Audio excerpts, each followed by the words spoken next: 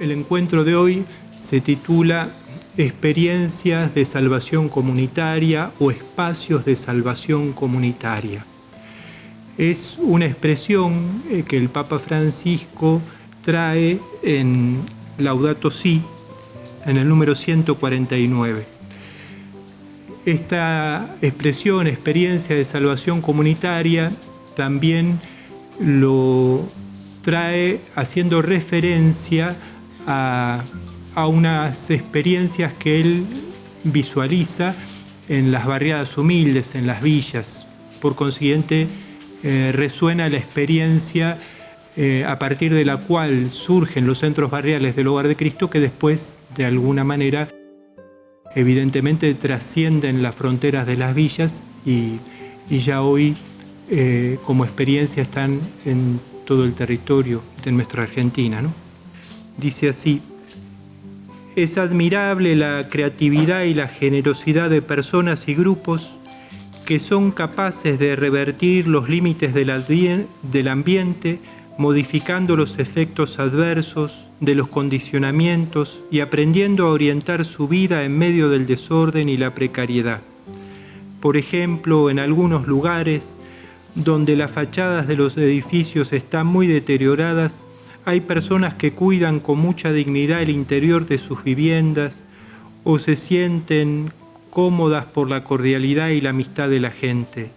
La vida social, positiva y benéfica de los habitantes derrama su luz sobre un ambiente aparentemente desfavorable. A veces es encomiable la ecología humana que pueden desarrollar los pobres en medio de tantas limitaciones. La sensación de asfixia producida por la aglomeración en residencias y espacios de alta densidad poblacional se contrarresta si se desarrollan relaciones humanas cercanas y cálidas, si se crean comunidades, si los límites del ambiente se compensan en el interior de cada persona, que se siente contenida por una red de comunión y de pertenencia. De ese modo, cualquier lugar deja de ser un infierno y se convierte en el contexto de una vida digna. También es cierto que la carencia externa que se vive en algunos ambientes que no poseen armonía, amplitud y posibilidades de integración facilita la aparición de comportamientos inhumanos y la manipulación de las personas por parte de organizaciones criminales. Pero los habitantes de los barrios muy precarios, el paso cotidiano del hacinamiento al anonimato social que se vive en las grandes ciudades puede provocar una sensación de desarraigo que favorece las conductas antisociales y la violencia. Sin embargo, quiero insistir en que el amor puede más. Muchas personas en estas condiciones son capaces de tejer lazos de pertenencia y de convivencia que convierten el hacinamiento en una experiencia comunitaria, donde se rompen las barreras del yo y se superan las barreras del egoísmo. Esta experiencia de salvación comunitaria es la que suele provocar reacciones creativas para mejorar un edificio o un barrio. Al mismo tiempo, la creatividad debería llevar a integrar los barrios precarios en una ciudad acogedora. Qué hermosas son las ciudades que superan la desconfianza enfermiza e integran a los diferentes y hacen de esta integración un nuevo factor de desarrollo. Qué lindas son las ciudades que aún en su diseño arquitectónico están llenas de espacios que conectan, relacionan, favorecen el reconocimiento del otro. Dos números un poquito largos, pero quería leerlos para ver en qué contexto el Papa usa esta expresión de experiencia de salvación comunitaria, ¿no? Él está mirando las villas o barriadas humildes, lo cita de modo especial en una cita abajo a pie de página. También está pensando por ahí en esos núcleos habitacionales que por fuera son muy precarios, están mal, tienen muchas cosas que faltan, pero en esos contextos, el Papa dice, aún en esos contextos, el amor puede más. y se generan espacios o experiencias de salvación comunitaria. Entonces vamos con este concepto, experiencias. En primer lugar, el Papa no está hablando de ideas ni de propósitos, sino de experiencias que realmente se viven y conviven entre los más pobres, de las cuales él fue testigo, ¿no? En las villas de la ciudad de Buenos Aires y en el Gran Buenos Aires, cuando él era provincial de los jesuitas en San Miguel. Si uno rastrea un poco su trabajo pastoral ahí en las barriadas, la verdad que ha sido muy grande y ha generado estas experiencias o espacios de salvación comunitaria junto con sus compañeros jesuitas y sobre todo con las comunidades que fueron acompañando allí. Entonces se habla de experiencias concretas. De salvación, ¿en qué sentido salvación? Es que son experiencias de muerte y resurrección. Son experiencias donde se ve la acción del Espíritu Santo que suscita vida a donde parece a primera vista solo haber muerte, ¿no? De alguna manera es traer esa salvación a la historia concreta de muchas personas. Y lo comunitario, esta experiencia de salvación comunitaria, este caminar juntos de los más pequeños y pobres, de descubrir que solo no se puede, y entonces se camina juntos y se apunta a lo esencial. Esto es hacer cultura. Cultura es todo lo que un hombre o una mujer en un pueblo hacen juntos para escaparle a la muerte, optando por la vida y por la libertad, ¿no? Y entonces se dan estas experiencias de salvación comunitaria en la historia. Ese concepto es un poco el que queremos desarrollar hoy. Es la fe que se hace historia, es la fe que tiene encarnadura, es la fe que se hace cultura y por consiguiente se hace estilo de vida en un pueblo. En las villas o barrios populares nosotros vemos lo que llamamos la piedad popular, la espiritualidad popular o la mística popular. Esto que vemos en los santuarios, ¿no? Tiene una gran dimensión comunitaria. Por ejemplo, en los santuarios, cuando los pequeños y pobres visitan los santuarios, llevan una oración bien concreta que se motiva en la vida, ¿no? El pan y el trabajo, la salud, los nudos imposibles de desatar, las causas urgentes que no pueden esperar. Es una oración bien concreta que se motiva en la vida y que va a ser rezada con cariño y devoción frente a la sagrada imagen de Jesús, de la Virgen, de un determinado santo que se descubre como el oído de Dios a esa necesidad tan concreta. Pero no es una oración individualista, cerrada en sí misma, sino que es una oración abierta al otro, ¿no? Al santuario se va sobre todo para pedir por el familiar, por el amigo, por el vecino, por el barrio, por la nación. Se va a pedir y se va a agradecer más por otros que por uno mismo.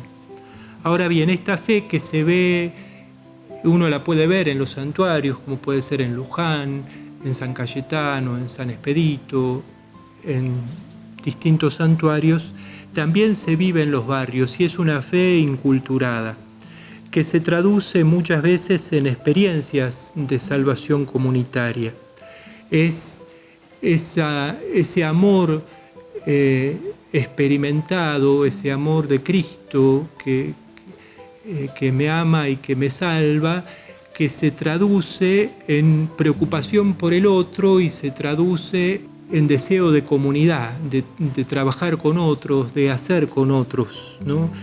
En el querigma, en ese anuncio de Cristo muerto y resucitado, necesariamente pide la preocupación por el otro y la vida comunitaria.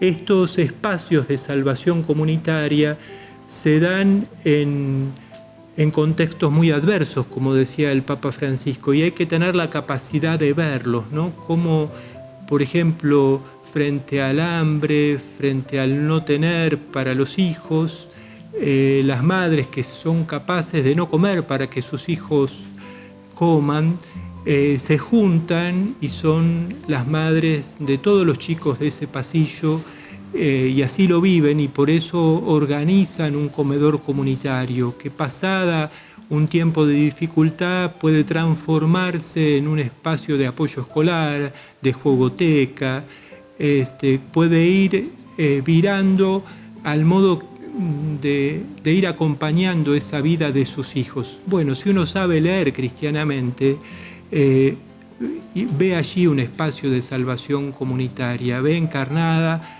la preocupación por el otro y la vida comunitaria, ¿no? No estamos hablando por ahí de grandes cosas a los ojos del mundo, estamos hablando de pequeños gestos con gran amor a los que nos tiene acostumbrado a mirar Jesús, ¿no? Que ve la vida y dice, bueno, aquí esta viuda muy pobre dio todo lo que tenía para vivir, ¿no? Es esa mirada del Señor que en lo pequeño ve el paso de la salvación. Cuando hablamos de una fe inculturada, entonces hablamos de una fe que obra por la caridad, y así lo dice el Papa, ¿no? Quiero insistir en que el amor es más fuerte. Muchas personas en estas condiciones son capaces de tejer lazos de pertenencia y de convivencia que convierten el hacinamiento en una experiencia comunitaria. ¿Cómo surgen estos barrios precarios, estas villas en torno a las grandes ciudades, ¿no? Pensemos que también en nuestra Argentina de hoy, las villas y barrios precarios, según el relevamiento que se ha hecho y que motorizaron sobre todo los movimientos populares o movimientos sociales, arrojó que en la Argentina tenemos 4.480 y pico de villas o barrios precarios, ¿no? En torno a las grandes ciudades como Buenos Aires, ¿qué ha hecho que se formaran estos barrios, ¿no? Un deseo ha puesto en movimiento a miles de mujeres y de hombres. El deseo de progresar, de vivir mejor, de luchar por brindarles un futuro mejor a los hijos, ¿no? De alguna manera, las personas que hoy viven en los barrios vienen del interior de la Argentina, de países hermanos, y han sufrido una especie de autodestierro, porque no se quisieron ir de turistas del país de donde vienen, sino que para llegar aquí de turistas, sino porque no quedaba otra. No había trabajo para llevar el pan a la mesa, no había posibilidad de una educación para los hijos, no había posibilidad de cuidar la salud, y como dice la sabiduría popular, ¿no? Cuando falta la salud, falta todo.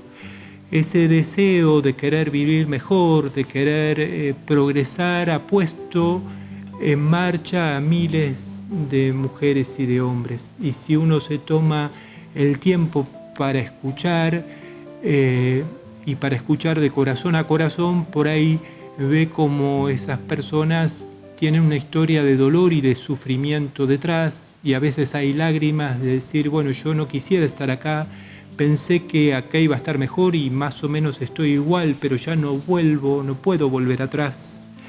Y en perspectiva histórica, los grandes urbanizadores de las villas han sido los vecinos que han hecho de basurales o lagunas barrios obreros, ¿no? Las familias de las villas son hijas de la cultura popular latinoamericana, ¿no? Cultura viene de agricultura, de aquello que hace crecer, ¿no? Ese optar por la vida y por la libertad suscita estos espacios de salvación comunitaria. hay espacios que surgen en torno a las parroquias, ¿no? Espacios de salvación comunitaria que ponen con claro protagonismo a los más pobres, ¿no? Y eso es lo más lindo, ¿no?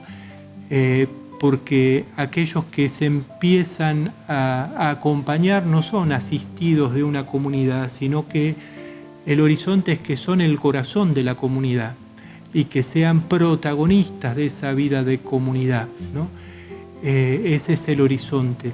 Y también es el criterio de discernimiento acerca de otros espacios de salvación comunitaria, que no necesariamente tengan una pertenencia confesional explícita, pero hay signo de que son espacios de salvación comunitaria cuando los más pequeños y pobres están en el corazón de esos proyectos, cuando los más pequeños y pobres son protagonistas de esos proyectos, ¿no? Al decir del Papa Francisco, los pobres ya no esperan, sino que se organizan, luchan, estudian, trabajan, y al no tener trabajo a veces se inventan el trabajo para de algún modo escaparle a la muerte, ¿no? Porque trabajar en el fondo es eso también, ¿no? Es querer vivir con dignidad y es escaparle a todo lo que tiene sabor a muerte. Entonces miramos nuestra experiencia de la familia grande del Hogar de Cristo, que surge en el contexto de las villas y que surge también porque hay una historia previa, sobre todo de vecinos y vecinas que muestran un modo de ser iglesia también, ¿no? Que van modelando a la iglesia en las villas. No es que la iglesia de alguna manera hace lugar a las villas, sino que los vecinos y vecinas le hacen un lugar a la iglesia y configuran el rostro de una iglesia, ¿no? Que en un determinado momento suscita un espacio de salvación comunitaria como puede ser la familia grande del Hogar de Cristo. Pero también hay que estar atento cómo el Espíritu Santo suscita en otros lugares estos espacios de salvación. Casi sin darnos cuenta empezamos a armar un proyecto que fue creciendo con distinta gente, que fue la construcción de un salón.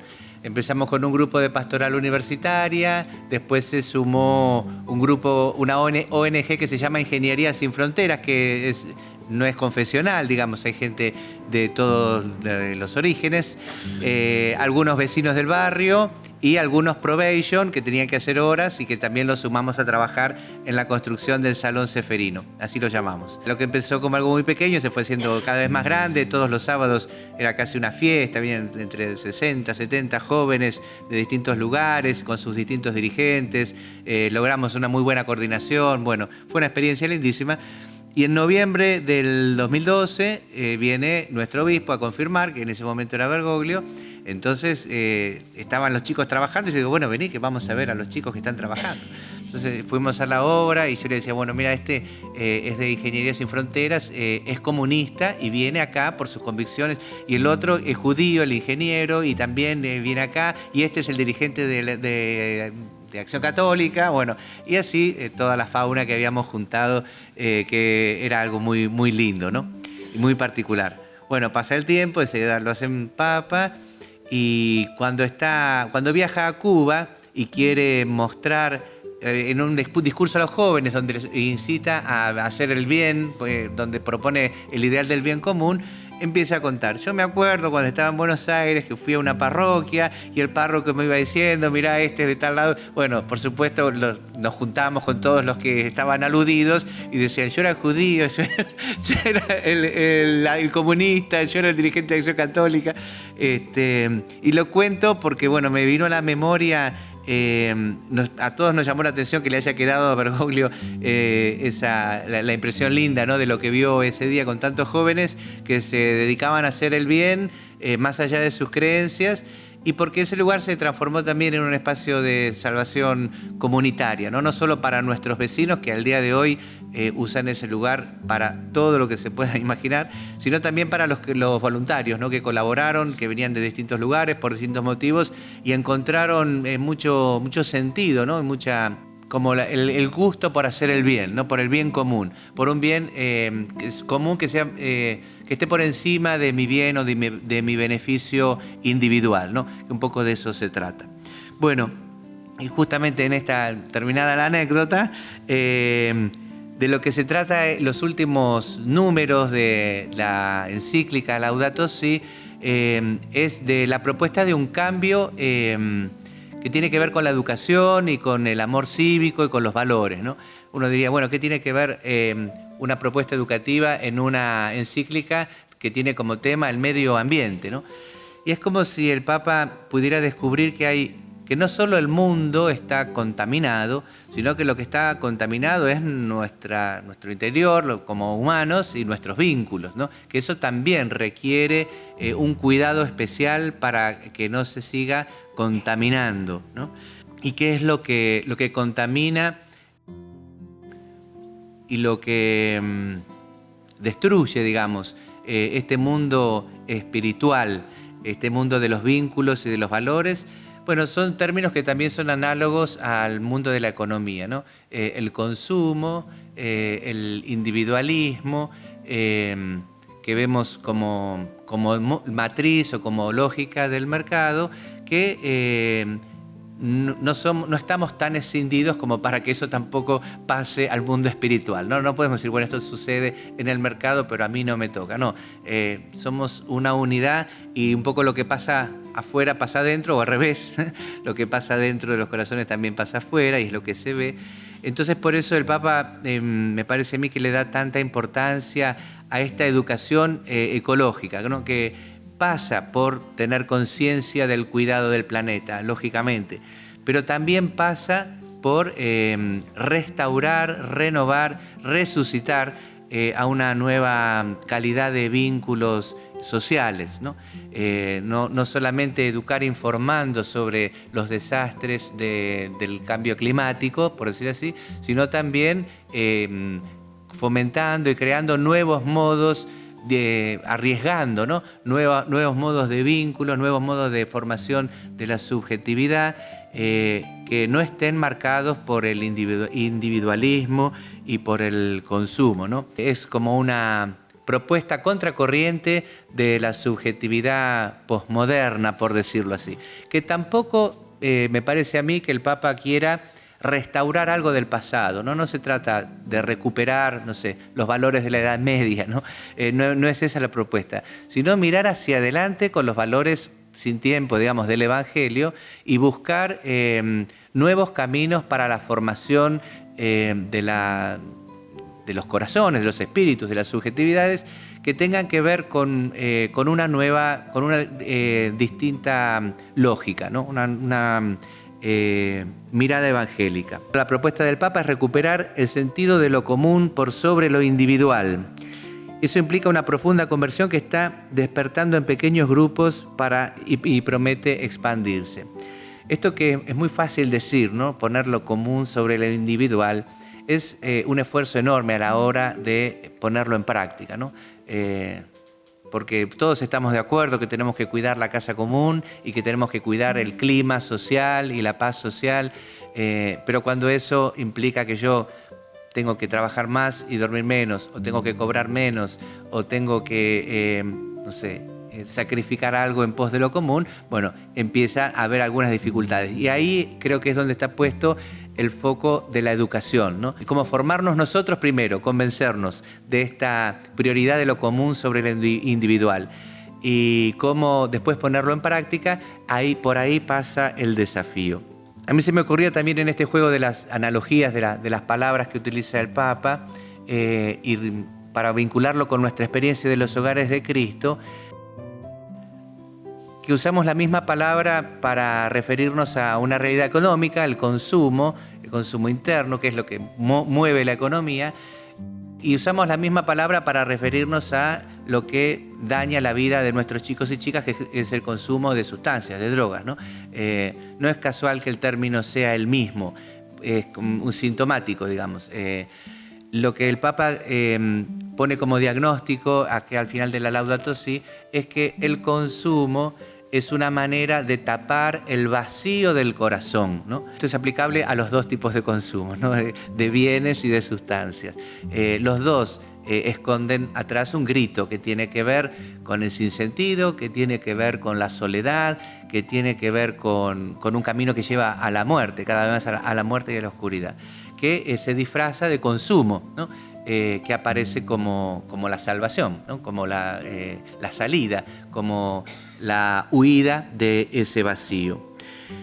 Entonces, también volviendo al título propuesto para esta tarde, experiencias de salvación comunitaria en los hogares de Cristo, tiene que ver con esta salvación, con la salvación verdadera, no con la ilusión de salvación que nos ofrecen los consumos, sino con el poner en primer lugar lo común como algo que me libera de mí mismo encierro, de mi mismo individualismo.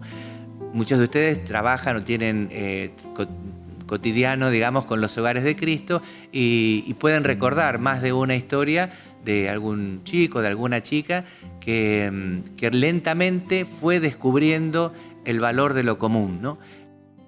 Que se pensaba o se concebía a sí mismo como aislado, como perdido, sin vínculos y luchando solo contra el mundo y con su dolor y con su vacío, y que en el hogar de Cristo pudo ir volviendo a tejer vínculos sociales, pudo dejar su apodo para recuperar su nombre, ¿no? O no, me vienen a la memoria tantos que no sabíamos cómo se llamaban hasta que, bueno, hubo que hacerle el trámite, el documento, y recupera su nombre y dejamos de decirle, no sé, chino, negro, para empezar a llamarlo por su nombre, ¿no? Eso es una manera también de tener un lugar en la sociedad, ¿no? De pasar de esa soledad, de esa marginalidad, a formar parte de algo más grande. Bueno, lo que me viene a la memoria es alguien que, bueno, muchos de ustedes conocen, que es Miguel, que vivía en la calle y lo invitamos a una noche de Navidad, lo invitamos a compartir la mesa con nosotros, ¿no? Y él había vivido como 7, 8 años en la calle, comía en el piso, bueno, y el día de Navidad se sentó a la mesa y él mismo dijo, pensar que todavía se puede comer en una mesa, ¿no? Común, con otros. Estaba sorprendido él de volver a descubrir algo que sabía que de alguna manera le pertenecía, que tenía que ver con su dignidad, pero que lo daba perdido por completo, ¿no? Y el hogar de Cristo, al ofrecer este espacio común, que también tiene que ver con la mesa compartida, bueno, empezó como a poner en marcha, digamos, esta experiencia de resurrección, que es lo que muchas veces vemos en los chicos y las chicas que se acercan a nuestros hogares, ¿no? A veces es algo muy sencillo, es darse una ducha, ser bien tratado bien, comer bien, y ahí empieza un camino de resurrección. Resurrección y salvación acá los uso como sinónimos, pero quiero también hacer esta pequeña distinción. No es resurrección solo como volver a vivir, ¿no? Bueno, el que estaba muerto vuelve a la vida, sino es resurrección como nacer a una vida nueva, ¿no? Ahí está el desafío. Porque si la resurrección es solamente volver a vivir para volver a tener mis criterios individualistas, para pensar que no sirvo para nada, para seguir apostando que el consumo de cualquier tipo es lo que me va a sacar, bueno, esa resurrección no tiene sentido, ¿no? Es un callejón sin salida. La resurrección es para vivir, o está orientado, el desafío de volver a vivir, es a vivir una vida nueva, ¿no? Con nuevos valores, con nuevos horizontes también, que eso también lo ofrece mucho el Hogar de Cristo, con todas las propuestas de formación para los chicos, los talleres, el acompañamiento en la salida laboral. Yo tengo el recuerdo de chicos grandes ya, ¿no? Recuperándose del Hogar de Cristo, que me dijeron, nunca trabajé. no sé lo que es ir a trabajar todos los días, ¿no? Porque, no sé, no pude, no se dio, no tuve la formación. Bueno, resucitar no es volver a ser el tipo que nunca trabajó. Resucitar es volver a ser un hombre que puede pararse sobre sus propios pies y tener la dignidad de contribuir al mundo con su trabajo, ¿no? Entonces, la salvación como resurrección o como nueva vida, en cómo la experimentamos nosotros en los hogares de Cristo, tiene que ver con esta nueva forma de estar en el mundo. Sabemos bien que ninguno de nuestros chicos se salva solo, ¿no? Todos se salvan cuando aparece el grupo, la comunidad, y donde en esa comunidad tienen un lugar. En definitiva, la experiencia de salvación comunitaria se da cuando hay quién y para quién. Si voy a estar mejor y voy a dejar de drogarme para seguir considerando que estoy solo en el mundo y que me tengo que salvar como pueda, no terminó de calar la experiencia comunitaria, ¿no?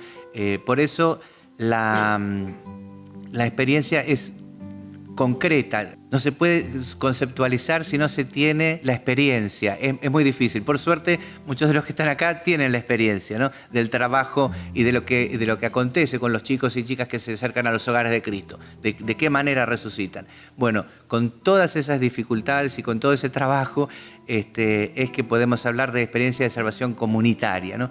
Cuando hay una comunidad concreta que recibe, que aloja, que restaura, que sana, que abre nuevos horizontes. Otra de nuestras falsas premisas del mundo individualista y consumista es, bueno, yo tengo que estar bien para ayudar después a los demás, ¿no? Entonces, cuando yo esté completamente sano y ya haya curado todas mis heridas de la infancia y no tenga más apremios económicos, bueno, entonces voy a poder ayudar a los demás, ¿no? Eso es nunca. Y lo que sabemos por experiencia y por experiencia comunitaria de salvación es que nuestros propios chicos, aún estando mal, aún faltándoles miles de cosas, en el hospedar al otro, en el recibir al otro, en el vivir en común, ahí se van sanando, ahí se van curando. No es que primero, bueno, estoy bien, entonces ahora que estoy bien voy a ayudar a los demás. No, me voy curando así todo roto como estoy y mientras voy ayudando a los demás, ¿no? Esto lo vemos por lo menos en el Hogar de Cristo Juan Pablo y en el San Expedito con la cena solidaria, ¿no? Los que salen a repartir la comida los jueves no son los chicos que están los mejores, sino muchas veces son los que están recién empezando el camino. Y descubren, dicen, pero yo puedo hacer esto, ¿no? Haciendo esto por los demás, aún estando roto, me voy curando, me voy sanando, ¿no?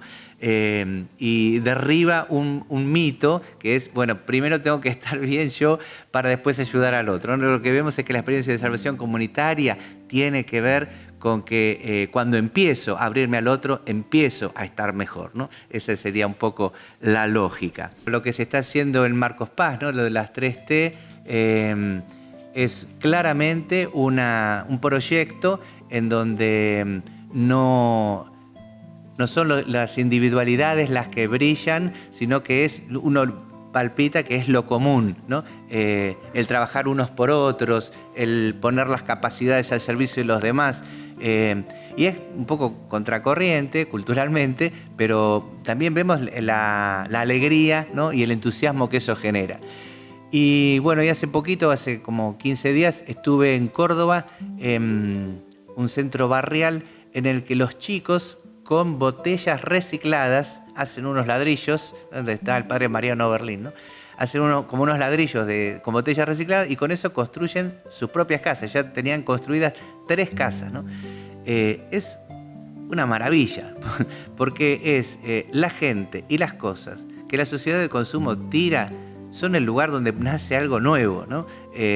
Con la gente y las cosas desechadas y descartadas está empezando una nueva manera de vivir, una nueva manera de construir y de vivir, no digo solamente por tener 4 paredes y un techo, sino por saber que ellos hicieron con lo que otros descartan la casa donde ahora viven, ¿no? Donde viven como comunidad. ese tipo de salvación a una nueva vida comunitario, con lo que la sociedad de consumo descarta, creo que es parte de esta educación ecológica de la que nos habla el Papa Francisco, ¿no?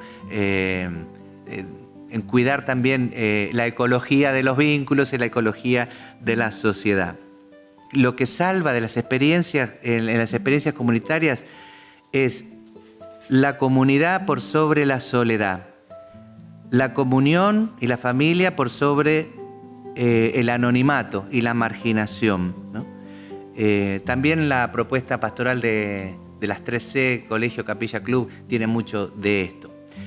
Y se me ocurría compartir con ustedes algunas imágenes evangélicas que hablan de esto, ¿no? La cita de Efesios 2:14, que dice que Jesús con su muerte en la cruz derribó el muro que separaba a los judíos de los paganos, ¿no? Derribar el muro que separa, con la fuerza, digamos, de la cruz, de la muerte y la resurrección, tiene que ver con este salir de la soledad para empezar a vivir y apostar por la comunión, ¿no? Dejar el individualismo de la propia identidad, judíos y paganos, para entrar en la dinámica de la comunión propia de la nueva vida de los resucitados, ¿no? En donde ya no hay, dice San Pablo, judío ni pagano, esclavo ni hombre libre, donde todos somos hijos, donde todos somos hermanos, ¿no? Esto que es una propuesta que parece solamente espiritual o de educación, después también va a ser parte de la propuesta de la economía de Francisco, ¿no?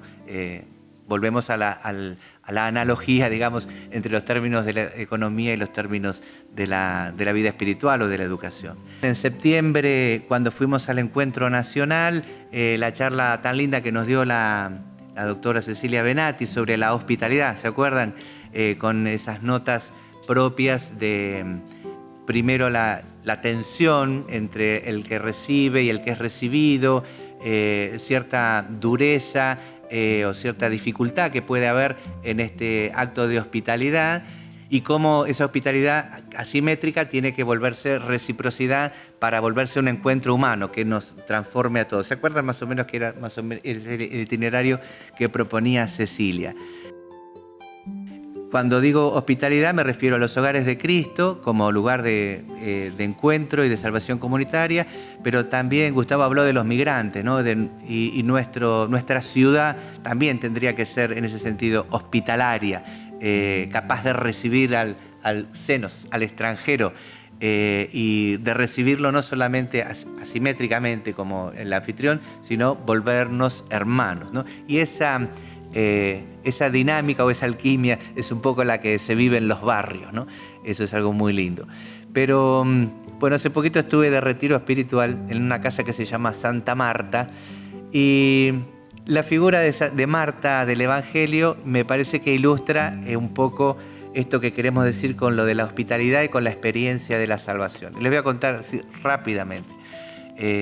Marta es la amiga de Jesús que vivía en Betania con sus hermanos María y Lázaro, que la primera vez que el Evangelio nos cuenta que reciben a Jesús, María estaba muy contenta escuchándolo y Marta trabajando, y un poco que se enoja con Jesús, que era su huésped, y le dice: ¿no te importa que mi hermana no haga nada? Bueno, y Jesús le dice: ella eligió la mejor parte. Bueno, hay como un poco una fricción entre la hospedera, digamos, y el huésped.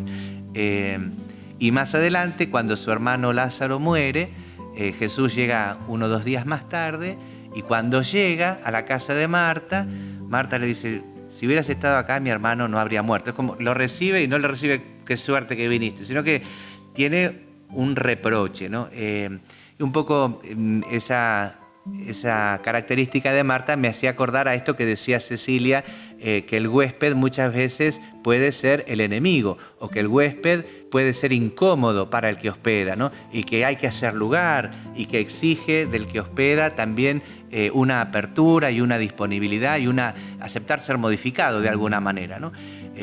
Eso lo veía reflejado en Marta, y bueno, en nuestros hogares de Cristo también sabemos Es muy linda la tarea que hacemos, pero cuando cae uno a último momento y hay que buscarle el lugar para que duerma, o no tenés dónde mandarlo, y llamás a, no sé, al Bajo Flores a ver si tienes un lugarcito. Bueno, a veces también la hospitalidad o ese Jesús que viene en el huésped, también para nosotros como para Marta, genera cierta incomodidad. Pero también es cierto que, como dice los hebreos y la historia de Abraham, el que recibe al huésped siempre recibe una bendición, ¿no? Entonces Marta después, ¿cuál es la bendición que recibe? Jesús le resucita a su hermano, ¿no? Entonces es mucho más lo que después ella recibe que esa incomodidad, que como que refleja un poco la figura de Marta, la relación de Marta y Jesús, esta dinámica de la hospitalidad. Pero en la imagen de Santa Marta en el retiro estaba representada con un dragón que tenía en la boca como las piernas de una persona que se había comido, ¿no?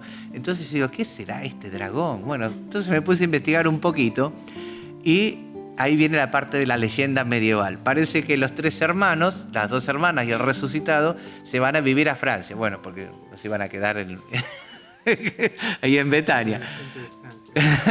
Se fueron, no, es así, ¿no? La historia de Santa Marta en Tarascón, Provenza.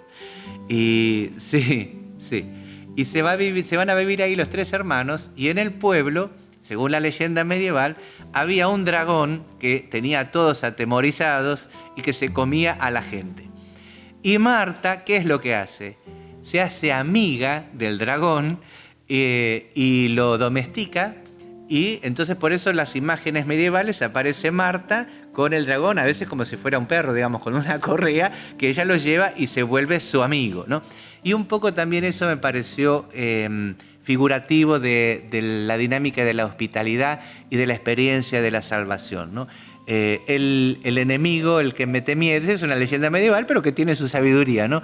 El huésped, en tanto enemigo, termina siendo el mejor amigo, digamos, ¿no? Termina habiendo reciprocidad y encuentro humano. Y esa experiencia también es una experiencia de salvación, ¿no? El que estaba afuera empieza a formar parte. El que era extranjero es reconocido como hermano, ¿no? El que no tenía nombre recupera su nombre, su lugar, su dignidad. Es un poco la experiencia que tenemos también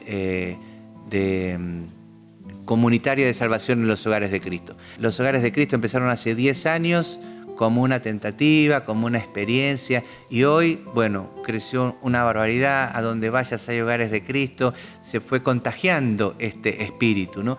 Es como que descubrimos, empezó como algo muy, muy pequeño, pero descubrimos que ahí hay un gran secreto que tiene que ver con la vida y que tiene que ver con la salvación y que tiene que ver también con recuperar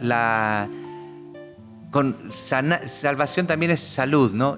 Sanar nuestros vínculos sociales y que tiene que ver con la belleza del Evangelio, ¿no? Que es siempre nueva y que, bueno, que se nos presenta a nosotros también como experiencia y como desafío para el futuro.